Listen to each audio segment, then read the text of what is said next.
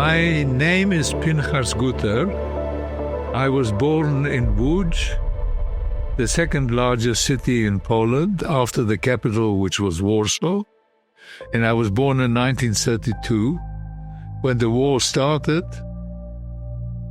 And I was going on 8. I was 7 going on 8 because I was born in July.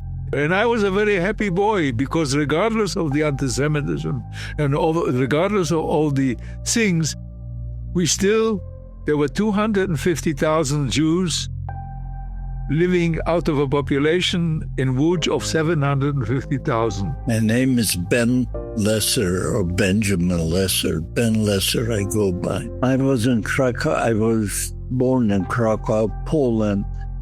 And when I was 10 and a half years old, my whole world changed. Of course, the Nazis came in and the whole world changed. Then we had to run out of Krakow. We couldn't live in Krakow anymore. So we went to Warsaw, but we went as Christians because we were blonde. We were blonde, blue-eyed. And the funny thing is that most of the family, of my family, most of us were blonde and blue-eyed, both on my father's side and on my mother's side. But Warsaw was no better than underneath our building, a place for 150 people approximately, with water and electricity. They did a very, very good job. And anyway, suddenly a voice came through and said, if you don't come out within a half hour, we are going to throw gas bomb and you're going to die, and we are going to burn, because they burned all the buildings. As they were going along, they were burning all the buildings. So you're going to die from gas and from fire. So we came out, and you can imagine what kind of a hell started there in those 36 or so hours that we were there.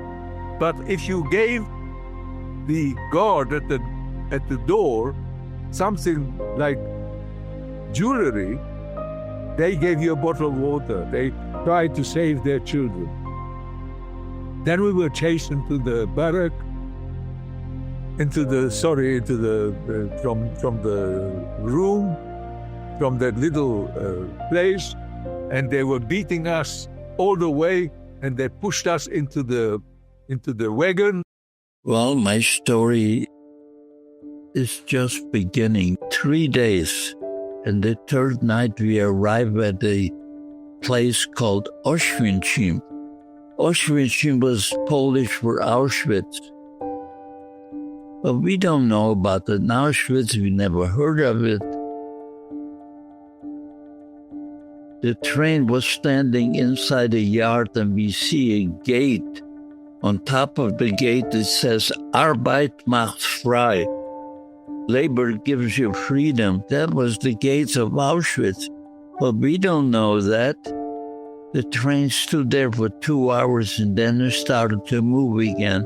It went for 3 kilometers more, and it stopped at a place called Birkenau.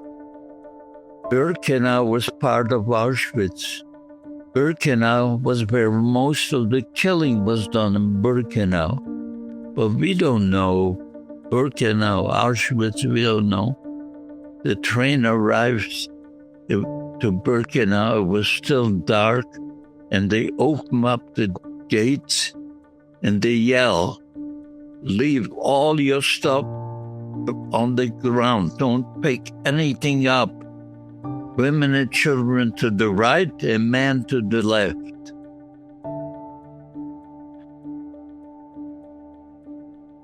I'm holding on to my sister Goldie, my little brother Tuli,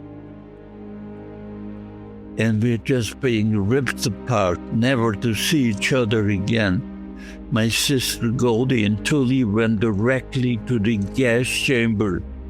But who knew? I was 15 and a half. I could have gone with them. Had I gone with them, I wouldn't be here to tell the story. We're standing there and moving forward. It was a strange place. Ashes were flying all over. It's funny smell. And the men were telling us, oh, those must be smoking factories, those chimneys with the ashes. and flame shooting out of them. There were about 5 chimneys flying, ashes all over. After the showers, they gave out the striped clothes and some wooden sole shoes with canvas on top. I got into those shoes. I put my black shoes under my arms, under my jacket, and we walk out from the showers, and they take us to the barracks. At the barrack, the Stube Meltester, the man in charge of the barrack, walks out. He says, "Ha, you Hungarian Jews. You think you're here on vacation? Think again. You see those chimneys, those ashes, those flames? Those are your mothers, your fathers, your brothers, and your sisters. And if you don't behave and do exactly what you're told, you're gonna wind up like them, ashes." I couldn't believe my little brother, my sister, ashes.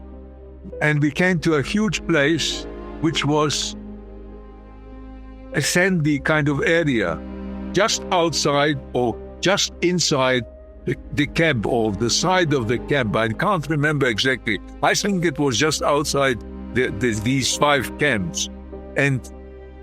Or maybe it was inside, but we couldn't see the barbed wire. It was maybe far away, or I wasn't looking at it. But anyway, first of all, they had dogs, and they were shooting people to go quicker, schnell, and they separated women with children, women without children, children without women, just on their own. And my father must have known something. He said, "Say that you are 16. Don't say when they ask you, say that you are 16. And I was a head taller than my sister, although we were twins. She was separated from my mother, and she was pushed towards the children. And I was watching my mother, and suddenly I saw my sister running away from where the children were. She was running towards my mother, and I was watching her blonde braid. And since then, as you know, I forgot completely. And in honor of her, I put that blonde braid on the cover because that's all I remember. We lived together for close to 11 years. We were born together. We did everything together. But I can know that she's walking with me, but I can't see her. Who have got a photographic memory, remember my uncles, my great uncles, all my cousins, and have got images of everybody. I cannot remember my sister. And it's very tough for me, because to this day I try to conjure her face up and I just can't do it. All I see when I conjure her name, Sabina, all I see is the braid. Then, after everybody was taken away, we were the last ones. They pushed us into a barrack and they told us to undress naked and run with our hands in the air. And there was a man with a white coat with a stick. He may have been a doctor, I don't know. So my mother and my sister and my mother, they're going to go someplace else, but they're going to be alive and so forth and so on. But within a couple of days, I was told that your father went to the left, and if you go to Majdanek today, you can see that if you go to the right, you go to where I went, in the showers, the water comes out. You go to the left, you go to the guest chamber. The night of liberation. And I talked to them. I wouldn't let them go. They saw, they came and they took him away.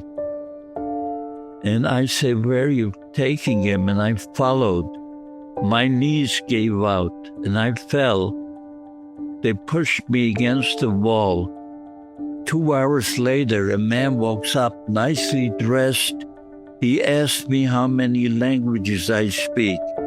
And when he hears Polish, he says, "I'm a Polish Jesuit priest." He picked me up like I'm a sack of bones, which I was.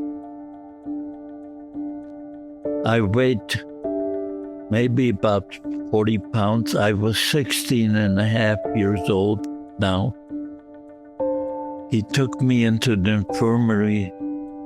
The nun takes my vitals. She puts me in a cot with a white sheet, and I pass out.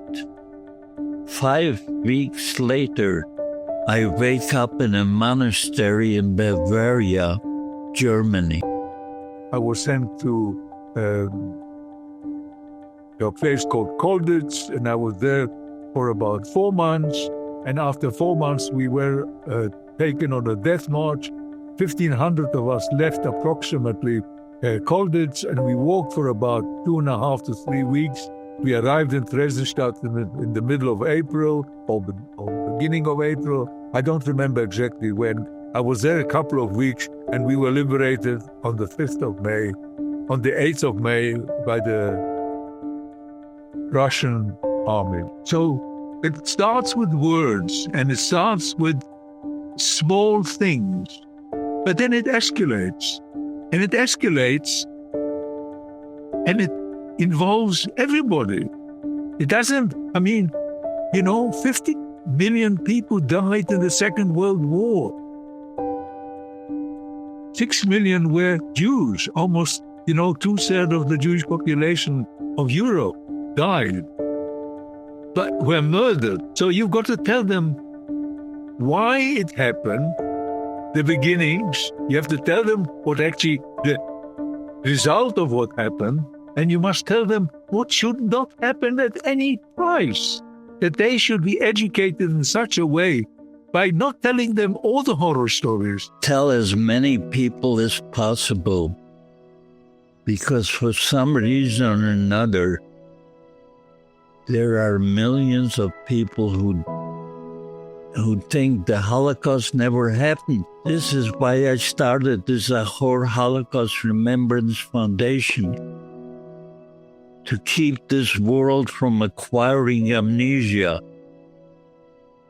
And believe me, I talk about this daily. All over the world. The Zachor Holocaust Remembrance Foundation, which means remember. Zachor means remember. That pen.